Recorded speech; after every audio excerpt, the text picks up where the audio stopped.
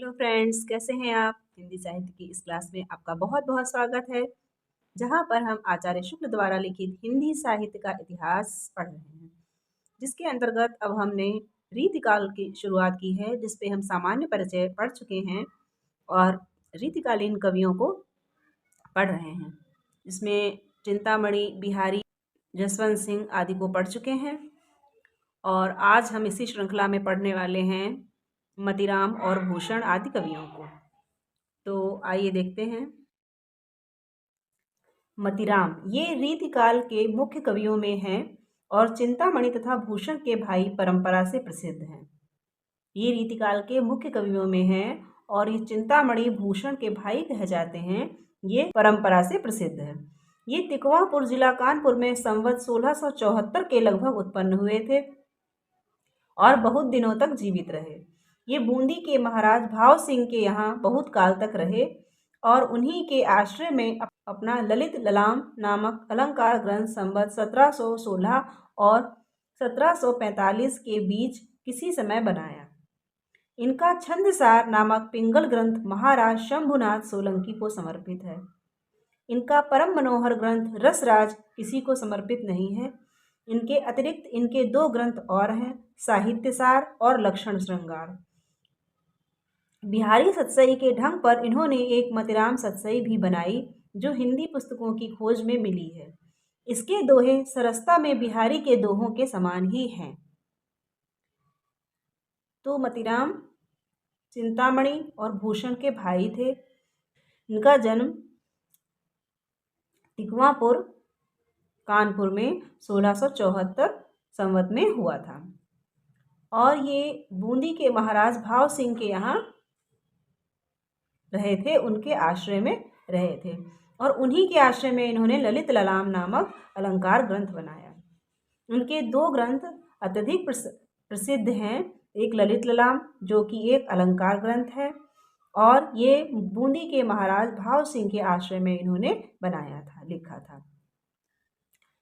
और इसका रचना काल ठीक ज्ञात नहीं है, तो यहाँ पर संवत 1716 से 1745 के बीच में बना हुआ इसको माना जाता है।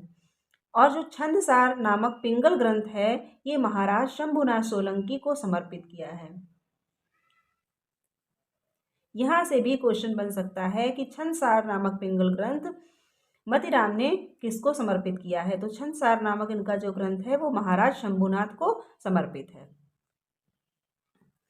इनका परम मनोहर ग्रंथ और एक इनका है ये अलंकार ग्रंथ ललित ललाम, जो कि भाव सिंह बूंदी के महाराज को समर्पित है। और दूसरा है इनका एक रस ग्रंथ, श्रृंगार रस का जो ग्रंथ है वो है रसराज और ये किसी को भी समर्पित नहीं है, ये इन्होंने स्वतंत्र रूप से लिखा है।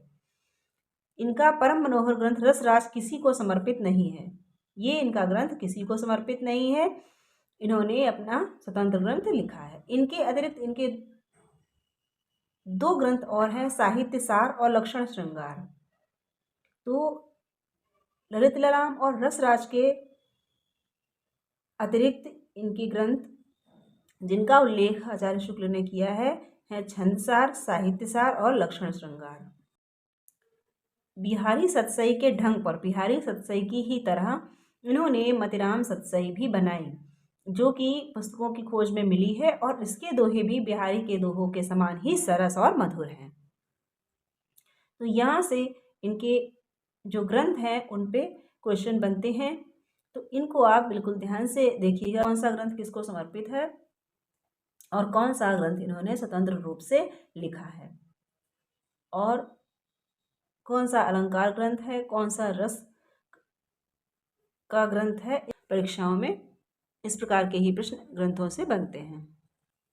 मतीराम की रचना की सबसे बड़ी विशेषता यह है कि उसकी सरलता अत्यंत स्वाभाविक है, ना तो उसमें भावों की कृत्रिमता है, ना भाषा की। भाषा शब्दाडंबर से सर्वथा मुक्त है। केवल अनुप्रास के चमत्कार के लिए अशक्त शब्दों की भर्ती कहीं नहीं है।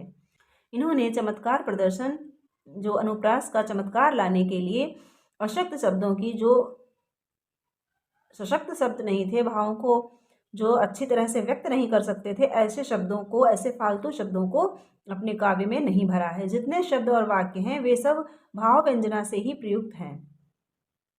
रीति ग्रंथ वाले कवियों में इस प्रकार की स्वच्छ चलती और स्वाभाविक भाषा कम कवियों में मिलती है, पर कहीं कहीं वह अनुप्रास के जाल में बेतरह जकड़ी पाई जाती है। ये यहाँ से कथन के रूप में इम्पोर्टेंट है, यहाँ आप लगा लीजिए कि रीति ग्रंथ वाले कवियों में इस प्रकार की स्वच्छ चलती और स्वाभाविक भाषा कम कवियों में मिलती है, पर कहीं कहीं वह अनुप्रास के जाल में बेतरह जकड़ी पाई जाती है। ये कथन किस कवि के लिए कहा गया है, या ये कथन किस आलोचक का है? इस प्रकार के प्रश्न कथन से बनते हैं। भाषा के ही समान मतिराम के न तो भाव कृत्रिम है और न उनके व्यंजक व्यापार और चेष्टाएं। भाषा के समान ही इनके भाव भी स्वाभाविक हैं, कृत्रिम नहीं है, और उनका व्यंजक व्यापार और जो चेष्टाएं उन्होंने वर्णित की हैं वो भी कृत्रिम नहीं है। भावों को आसमान पर चढ़ाने और दूर की कौड़ी लाने के फेर में ये नहीं पड़े हैं। नायिका के विरह ताप को लेकर बिहारी के समान मजाक इन्होंने नहीं किया है। इनके भाव व्यंजक व्यापारों की श्रृंखला सीधी और सरल है, बिहारी के समान चक्करदार नहीं। ये यहाँ से भी ये पूरा का पूरा कथन ही आप जान लीजिए, इम्पोर्टेंट है तो लगा लीजिए। और इसमें टुकड़ों में कहीं कहीं से कथन के रूप में देकर पूछ दिया जाता है। इनके भाव व्यंजक व्यापारों की श्रृंखला सीधी और सरल है, बिहारी के समान चक्करदार नहीं। तो इनके शब्द यहाँ पर किसके लिए प्रयुक्त हुआ है, या ये पंक्ति किस कवि के लिए कही गई है और किसने कही है, इस प्रकार का प्रश्न बनता है। वचन वक्रता भी इन्हें बहुत पसंद न थी। जिस प्रकार शब्द वैचित्र को ये वास्तविक काव्य से पृथक वस्तु मानते थे, उसी प्रकार ख्याल की झूठी बारीकी को भी जिस प्रकार इनको शब्द वैचित्र अत्यधिक पसंद न था, ये उसको वास्तविक काव्य से अलग वस्तु मानते थे, उसी प्रकार ये ख्याल की झूठी बारीकी को भी अलग वस्तु मानते थे, उसको काव्य का हिस्सा नहीं मानते थे। इनका सच्चा कवि हृदय था। ये यदि समय की प्रथा के अनुसार, यहाँ भी इम्पोर्टेंट है, ये यदि समय की प्रथा के अनुसार रीति की बंधी लीकों पर चलने के लिए विवश न होते, अपनी स्वाभाविक प्रेरणा के अनुसार चलने पाते, तो और भी स्वाभाविक और सच्ची भावाभिभूति दिखाते। ये यदि रीतिकालीन जो परंपरा चल रही थी उसकी बंधी बंधाई लीक पर चलने के लिए विवश ना होते, लक्षण ग्रंथों की जो परंपरा चल रही थी उसी पर ये कविता करते चले गए। अगर रीति के अनुसार ये कविता करने को विवश ना होते और अपनी स्वाभाविक प्रेरणा के अनुसार चलते, तो और भी सच्ची और स्वाभाविक कविता ये करते, भावविभूत दिखाते, इसमें कोई संदेह नहीं। भारतीय जीवन में छांट कर लिए हुए इनके मर्मस्पर्शी चित्रों में जो भाव भरे हैं, भारतीय जीवन से जो छांट कर लिए हुए इनके मर्मस्पर्शी चित्रों में जो भाव भरे हैं, वे समान रूप से सबकी अनुभूति के अंग हैं। इन्होंने भारतीय जीवन से छांट कर जो भाव लिए हैं, जो अपने काव्य में इन्होंने भाव डाले हैं, वे समान रूप से सबकी अनुभूति के अंग हैं। वो कहीं ना कहीं सभी की पाठकों की अनुभूति का अंग रहे हैं, ऐसे भाव इन्होंने अपने काव्य में डाले हैं। रसराज और ललित ललाम मतिराम के ये दो ग्रंथ बहुत प्रसिद्ध हैं, क्योंकि रस और अलंकार की शिक्षा में इनका उपयोग बराबर होता चला आया है। वास्तव में अपने विषय के ये अनुपम ग्रंथ हैं। ये अपने विषय के ललित ललाम अलंकार रूप में और रसराज रस की शिक्षा के लिए अनुपम ग्रंथ हैं। उदाहरणों की रमणीयता से अनायास रसों और अलंकारों का अभ्यास होता चलता है। इनकी उदाहरणों की रमणीयता जो है उससे अनायास ही रसों और अलंकारों का अभ्यास होता चलता है। रसराज का तो कहना ही क्या है। ललित ललाम में भी अलंकारों के उदाहरण बहुत सरस और स्पष्ट हैं। इसी सरसता और स्पष्टता के कारण ये दोनों ग्रंथ इतने सर्वप्रिय रहे हैं। रीतिकाल के प्रतिनिधि कवियों में पद्माकर को छोड़ और किसी कवि में मतिराम की सी चलती भाषा और सरल व्यंजना नहीं मिलती। ये भी कथन के रूप में इम्पोर्टेंट है कि किस आलोचक का कथन है, मतिराम के विषय में ये किस आलोचक का कथन है। इस प्रकार से प्रश्न बन सकता है। बिहारी की प्रसिद्धि का कारण बहुत कुछ वाक वैदग्ध्य है। वाक वैदग्ध्य अर्थात वाक वैचित्र, बात को कहने की विचित्रता, अनूठापन, उसको कहते हैं वाक वैदग्ध्य। दूसरी बात यह है कि उन्होंने दोहे कहे हैं, इससे उनमें वह नाद सौंदर्य नहीं आ सका है जो कवित्व सवय की लय के द्वारा संघटित होता है। उन्होंने दोहे कहे हैं तो उनमें कवित्व और सवैये के द्वारा जो लय आती है, नाद सौंदर्य आता है, वो नहीं बिहारी में आ पाया है।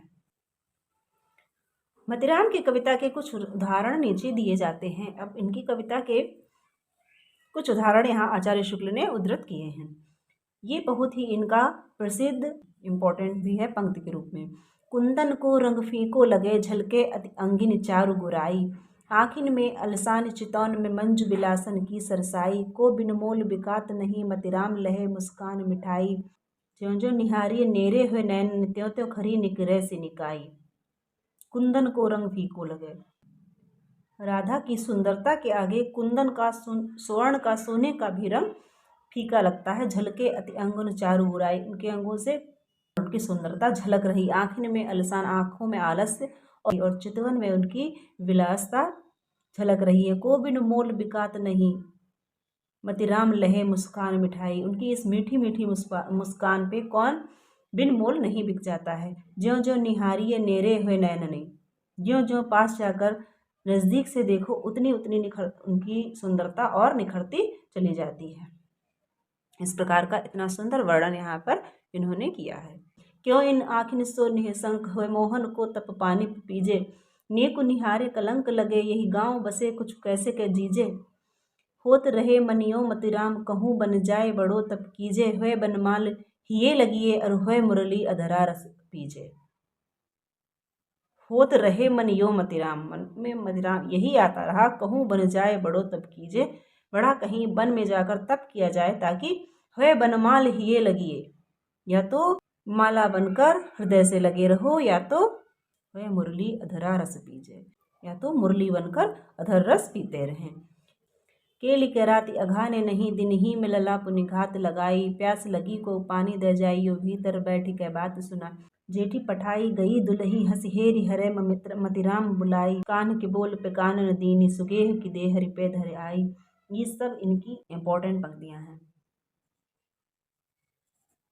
दो आनंद सो आंगन माज बिराजे, आषाढ़ की सांझ सुहाई, प्यारी के बूझत और तिया को अचानक नाम लियो रसिकाई, आई उन्हें मुँह में हंसी कोई तिया अपने चाप सी भौं चढ़ाई, आँखिन ते गिरे आंसुन के बूंद, सुहास गयो उड़े हंस की नाई। तो इस प्रकार इनके कुछ फेमस पंक्तियां जो हैं, फेमस पद जो हैं, यहाँ पर आचार्य शुक्ल ने उद्धृत किए हैं। सूबन को मेट दिल्ली, देश दलिबे को चुम, सुबट समूह ने सिवा को उमहति है, कहे मतीराम ताहि रोकी वो को संगर में काहू के, हिम्मत हिये में उलहती है, शत्रुसाल नंद के प्रताप की लपट, सब जरब गनीम बरगीन को दहती है, पति पातशाह की इज्जत उम रावण की राखी रया, राव भाव सिंह की रहती है। मतीराम का जो विषय में जानकारी थी, जो वर्णन था, जो आचार्य शुक्ल ने अपने हिंदी साहित्य में दिया था, वो यहीं तक है। तो इसकी पंक्तियाँ, इनके ग्रंथ के नाम किस पर आधारित है, कौन से काव्यांग का वर्णन है और वो किसको समर्पित किए गए हैं, इत्यादि बातें ध्यान रखने योग्य हैं। अब आइए देखते हैं भूषण को। वीर रस के ये प्रसिद्ध कवि चिंतामणि और मतीराम के भाई थे। इनका जन्म काल संवत 1670 है। चित्रकूट के सोलंकी राजा रुद्र ने इन्हें कवि भूषण की उपाधि दी थी। तभी से ये भूषण के नाम से ही प्रसिद्ध हो गए। इनका असल नाम क्या है, इसका पता नहीं। ये कई राजाओं के यहाँ रहे। अंत में इनके मन के अनुकूल आश्रयदाता, जो इनके वीर काव्य के नायक हुए, छत्रपति महाराज शिवाजी मिले। तो ये जैसा कि पहले भी बताया जा चुका है, चिंतामणि, मतीराम, भूषण और जटाशंकर ये चारों भाई थे। तो उसी प्रकार यहाँ पर दिया हुआ चिंतामणि और मतीराम के भाई थे। इनका जन्मकाल 1670 है और ये चित्रकूट के सोलंकी राजा रुद्र ने इन्हें कवि भूषण की उपाधि दी थी। भूषण को भूषण की उपाधि किसने दी थी, ये भी यहाँ से इम्पोर्टेंट है। तो इन्हें कवि भूषण की उपाधि सोलंकी राजा रुद्र ने दी थी। तभी से ये भूषण के नाम से प्रसिद्ध हो गए और इनका असल नाम क्या है, ये अभी तक पता नहीं चला। ये कई राजाओं के यहाँ रहे और अंत में ये छत्रपति शिवाजी महाराज से मिले। पन्ना के महाराज छत्रसाल के यहाँ भी इनका बड़ा मान हुआ और पन्ना के महाराज छत्रसाल के यहाँ भी इनका बड़ा मान था। कहते हैं कि महाराज छत्रसाल ने इनकी पालकी में अपना कंधा लगाया था, जिस पर इन्होंने कहा था, शिवा को बखानो की बखानो छत्रसाल को। तो ऐसा कौन सा कवि था जिसकी पालकी में महाराज छत्रसाल ने अपना कंधा लगाया था, तो वो थे भूषण। भूषण के पालकी में महाराज छत्रसाल ने अपना कंधा लगाया था और उस पर इन्होंने क्या कहा था, शिवा को बखानो कि बखानो छत्रसाल को। ऐसा प्रसिद्ध है कि इन्हें एक एक छंद पर शिवाजी से लाखों रुपए मिले। इनका परलोकवास संवत 1772 में माना जाता है। रीतिकाल के भीतर श्रृंगार रस की प्रधानता रही। यहाँ पर इनकी व्यक्तिगत जीवन, इनका यहाँ पर जीवन से संबंधित परिचय दिया था। अब आगे इनके साहित्य को देखते हैं। रीतिकाल के भीतर श्रृंगार रस की प्रधानता रही। कुछ कवियों ने अपने आश्रयदाताओं की स्तुति में उनके प्रताप आदि के प्रसंग में उनकी वीरता का भी थोड़ा बहुत वर्णन अवश्य किया है, पर वह शुष्क प्रथा पालन के रूप में ही होने के कारण ध्यान देने योग्य नहीं है। रीतिकाल में जो कवि हुए हैं उन्होंने अपने आश्रयदाताओं की प्रशंसा तो की ही है, और एक प्रथा के रूप में की है कि आश्रयदाता जिसके आश्रय में वो रहते थे उनकी प्रशंसा करना उनका कर्तव्य था, इस रूप में उन्होंने की है, तो इसलिए वो अधिक ध्यान देने योग्य नहीं है। ऐसे वर्णनों के साथ जनता की हार्दिक सहानुभूति कभी नहीं हो सकती थी। पर भूषण ने जिन दो नायकों की कृति को अपने वीर काव्य का विषय बनाया है, वे अन्याय दमन में तत्पर हिंदू धर्म के संरक्षक दो इतिहास प्रसिद्ध वीर थे। अब जिनको भूषण ने अपने वीर काव्य का विषय बनाया है, वो दो वीर कौन, महाराज छत्रसाल और शिवाजी महाराज। तो ये अन्याय दमन में तत्पर हिंदू धर्म के रक्षक दो इतिहास प्रसिद्ध वीर थे। उनके प्रति भक्ति और सम्मान की प्रतिष्ठा हिंदू जनता के हृदय में उस समय भी थी और आगे भी बराबर बनी रही या बढ़ती गई। इसी से भूषण के वीर रस के उद्गार सारी जनता के हृदय की संपत्ति हुए। ये कथन के रूप में बहुत ही इम्पोर्टेंट है कि इसी से भूषण के वीर रस के उद्गार सारी जनता के हृदय की संपत्ति हुए। भूषण की कविता कवि कीर्ति संबंधी एक अविचल सत्य का दृष्टांत है। बाकी सारे कवियों ने अपने आश्रयदाता की प्रशंसा केवल प्रशंसा करने के लिए कर्तव्य के रूप में की थी कि वो आश्रयदाता हैं, उनकी प्रशंसा करना उनका कर्तव्य था। परंतु भूषण ने जिनकी प्रशंसा की है उनका जनता में इतना सम्मान था, इतना मान था, इतनी प्रतिष्ठा थी जनता के बीच में, और वो सच्चे वीर थे।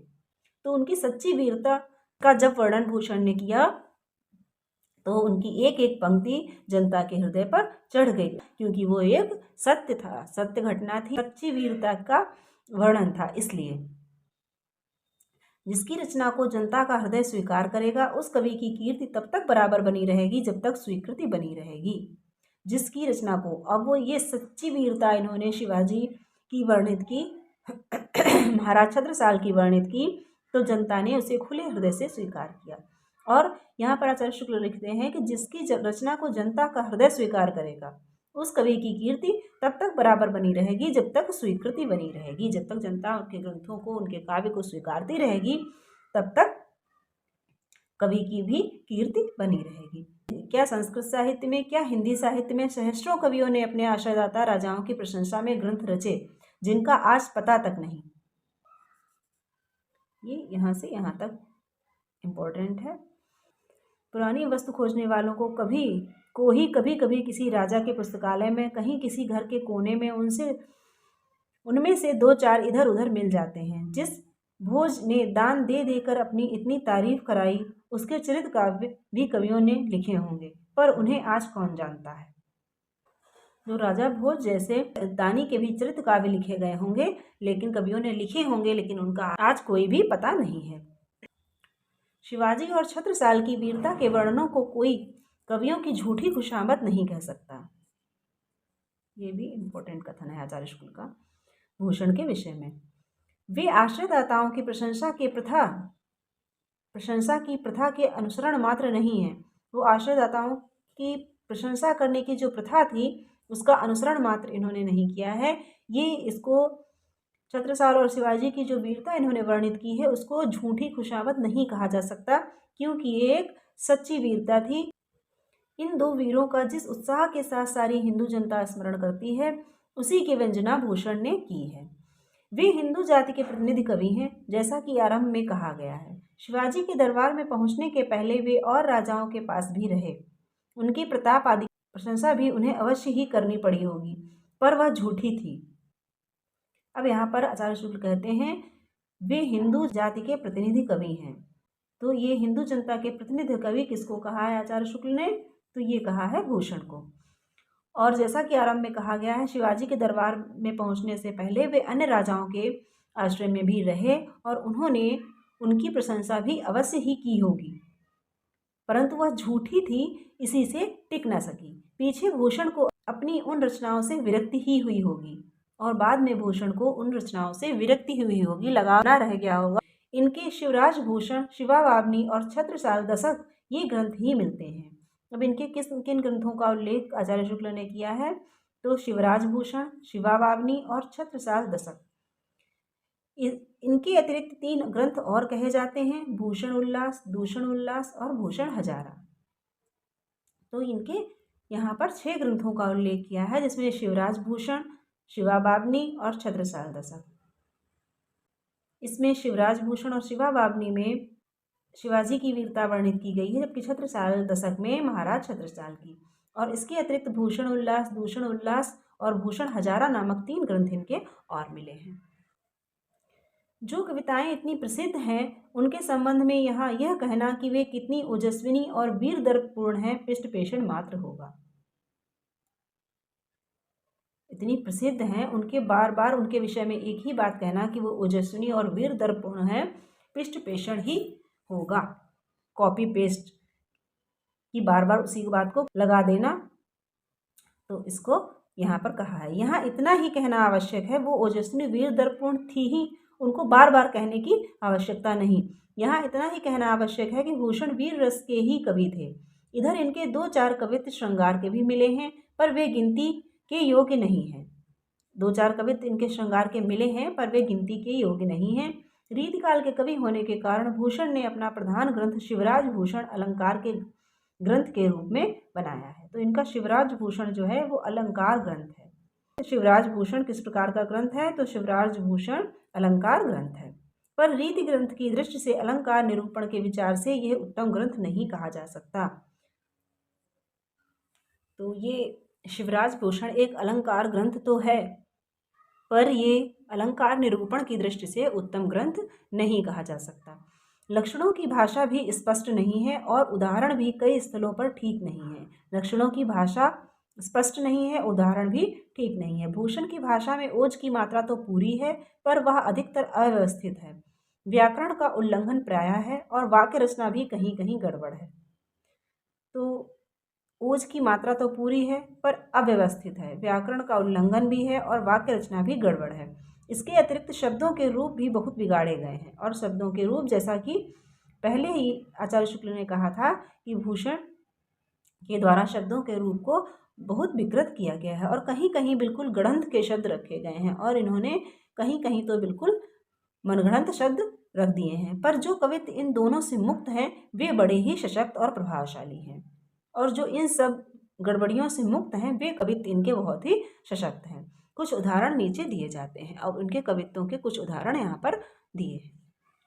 इंद्र जिमि जंभ पर, बाणव सुअंभ पर, रावण सदंभ पर, रघुकुल राज हैं, पौन वारिवाह पर, शंभु रतिनाह पर, ज्यों सहस्र बाहु पर, राम द्विज राज हैं, दावा द्रुम दंड पर, चीता मृग झुंड पर, भूषण बितुंड पर जैसे मृग राज हैं, तेजतम अंश पर, कान जिमि कंस पर, त्यों म्लेच्छ वंश पर, सेन शिवराज हैं। तो यहाँ पर शिवाजी की वीरता का वर्णन भूषण ने किया है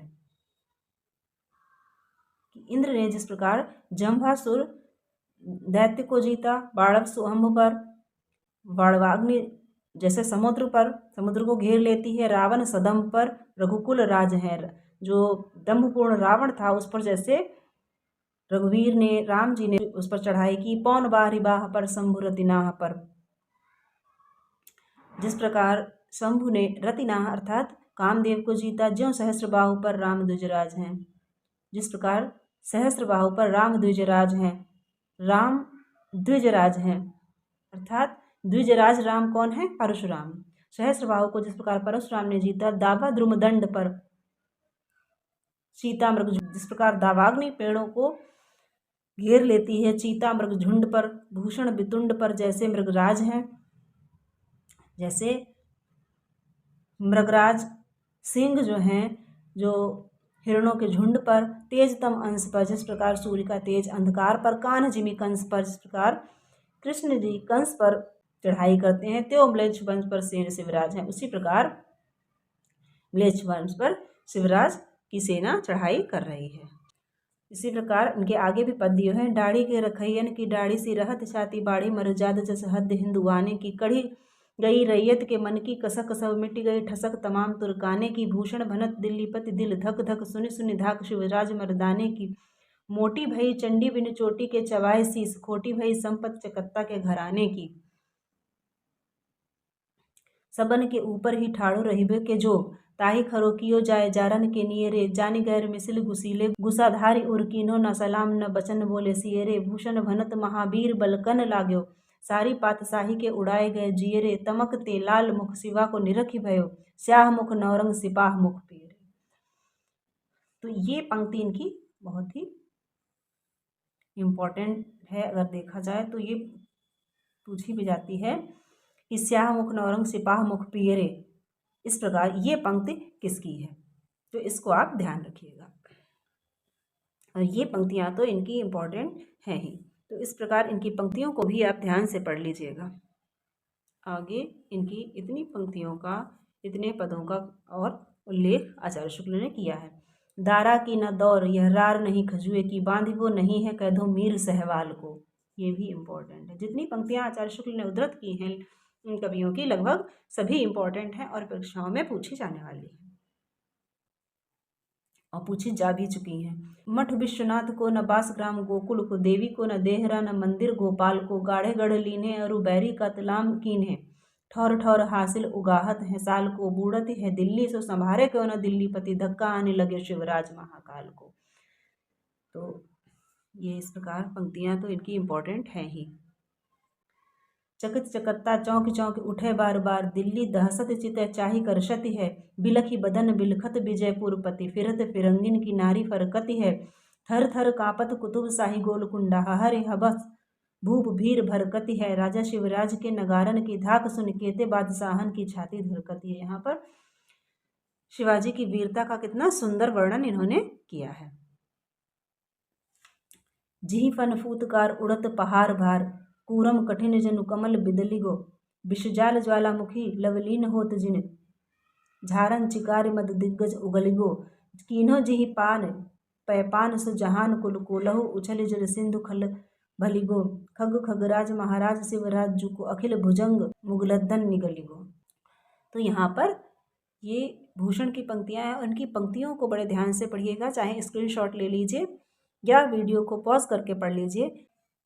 वैसे तो रीतिकाल में इनकी पंक्तियाँ अलग ही लगती हैं, क्योंकि इन्होंने ओजपूर्ण कविता की है, इनकी वीर रस की पंक्तियाँ हैं। बाकी की जो हैं सब लक्षण ग्रंथ हैं, रीति श्रृंगार आदि के पद हैं, केवल इन्हीं के पद रीतिकाल में अलग दिखाई देते हैं। तो फ्रेंड्स आज यहीं तक, इससे आगे हम पढ़ेंगे रीतिकाल के अन्य कवियों को। तो वीडियो अच्छा लगे तो लाइक कर दीजिएगा, अपने फ्रेंड्स को भी शेयर कर दीजिएगा जो हिंदी साहित्य से किसी भी एग्ज़ाम की तैयारी कर रहे हैं, तो वो भी इसका लाभ उठा सकें। और अगर चैनल को सब्सक्राइब नहीं किया है तो सब्सक्राइब कर लीजिए, बेल आइकन प्रेस कर दीजिए ताकि इसी प्रकार के वीडियोज़ आपको आगे भी मिलते रहें। धन्यवाद।